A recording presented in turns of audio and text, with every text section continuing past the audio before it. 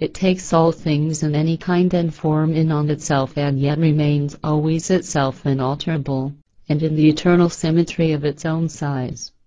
It is an unalterable size inside of the manifold activities of the universe and indeed the universes. The human restricted personality is itself only from time to time conscious. In between times lie great holes in the consciousness. Yet when the human reaches death, the seer and knower in him, the spirit, cannot die, because, as a fragment of the creation, it is of eternal duration. On the objective side, nothing can touch the watching, subjective self. The self, existing for eternity, which is the life of the lives, can surely not be proven materially because it is of pure spiritual form and nature. Yet it requires no evidence for being gifted with rationality, because the spirit itself is its own evidence. Only in beings living in poverty of consciousness is evidence demanded for the existence of the spirit, because in their primitive thinking they cannot recognize its existence from the spiritual acts and events. The spirit itself is the basic foundation of any knowledge processes, and it itself enlivens any organ and any capability, out of the impulse for development and the existence of life. As a consequence of mental impurity, the spirit, the universal self, would be mistaken for the empirical self. If the human breaks through the veil that surrounds the self and removes the shells of the material pressure that restrict and cover it, he momentarily obtains, in the physical body, the determination of his being. The inner spiritual being, the life of life itself, which is infinitely simple and uncomplicated, forms a two-part unity of transcendental reality, cognition, knowledge, wisdom, love and freedom. The human is no mere biological phenomenon. In him is a spiritually conditioned physical organism in spiritual form, which with latent potentialities, is laden with the might of all creational powers. A philosophical glimpse in the physic being of the human forces to recognition and knowledge the reality of the cosmic consciousness, the creational power of life, as the basis and life of physic substances. The human cannot comprehend humans merely on their biological and mental planes, rather also on the psychic and spiritual planes. Everything that the human inherits, everything that he brings with him through the billion-fold existence of the past, everything that he enjoyed, knew, read, learned or experienced in this or in past lives, lies concealed in his unconsciousness. Why, therefore, does he not master the technique of concentration? And why does he not order his unconsciousness and make full use of all his knowledge and ability? The yearning after all his knowledge and ability, after the experience and after the wisdom, lies yet hidden deep in him. He must only recognize and accept the truth and order, therefore, to acknowledge and utilize it. But for this it is required that he fight his own stupidity and acknowledge that the material intellect constitutes no human, if it does not also, in the same measure, work together with the spiritual intellect.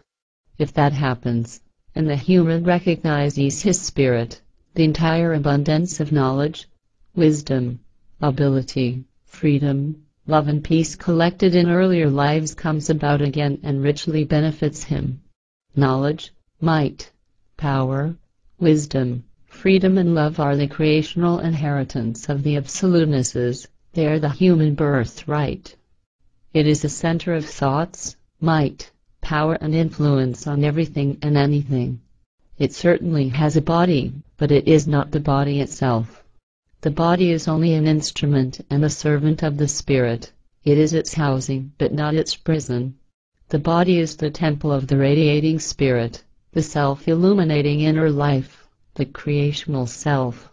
The body is the castle of the spirit, which brings all powers into motion. Thus the human knows that he also breathes the breath of the spirit and not only the bodily breath.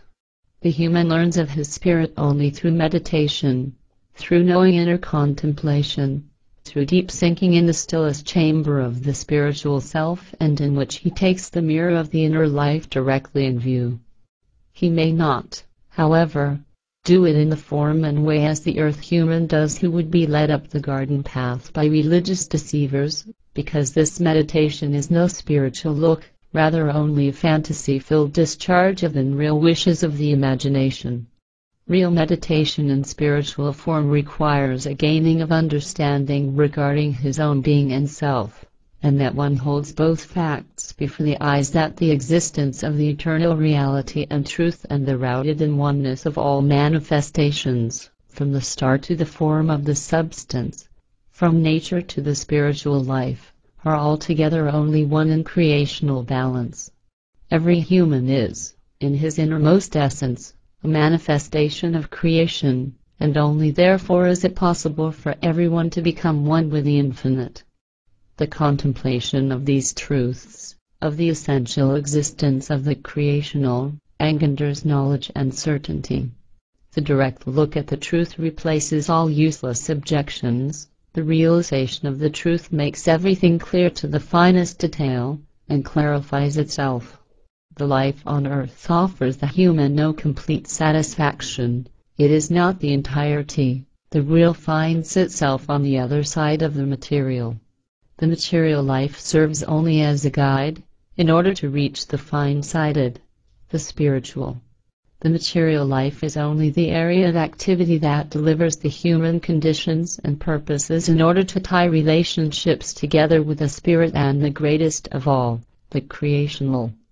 It is completely wrong to restrict the field of view of life only to the observable phenomena and to allow the determination of the valuations of the objective worth of things. The majestic dignity and extent of life depends on how far it would be elevated to the laws of the innermost life in the highest essence. The relationships between humans are only justified so long as they themselves are not diverted from the eternal laws of the spiritual nature.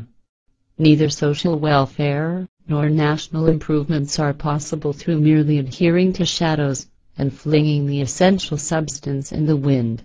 The kernel of truth belongs not to a single human alone, because the truth forms being and life from everything which actually exists. Only that which is one, and held in common, can be, impartially and all-inclusively, within a self-identical existence. This is the full extent of the reach and the culmination point of all aspirations and ideals of life. The ethical basis of social and domestic relations is rooted in this integral spiritual comprehension of life. Society is the totality of the individuals, determined thereto to penetrate the veil and go into the realm of the immortal being, into creation itself. The human interconnections mean nothing less than the striving, in daily life, to live in a spiritual form, which is there in the deep background of all existing beings, but which cannot be found in a deficiency of truth. Thereby, in a lack of truth, the love of the spiritual is more and more lost, and the human sense turns itself more and more to the material and to his material intellect. Altruistic love is the expression of the visible consonance with the infinite life, which lies in the entire universe. If the family or society or the nation would be construed as a means of separation of one from another, then, as great as the goal of the coming together of the human being always may be, such a family,